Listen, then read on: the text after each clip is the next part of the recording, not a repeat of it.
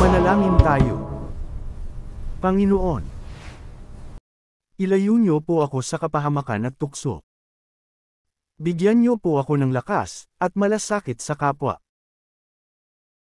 Pagpalain niyo po ang aking pamilya at ang mga taong mahal ko. Lahat ng ito ay iniaalay ko sa inyo.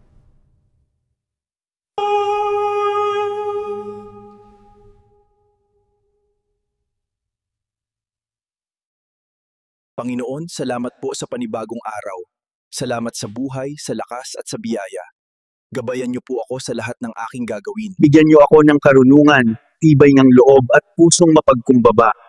Ingatan niyo po ang aking pamilya at mga mahal sa buhay. Naway maging mabunga at makabuluhan ang aking araw. Sa inyo ko po iniaalay ang lahat, sa pangalan ni Jesus. Amen.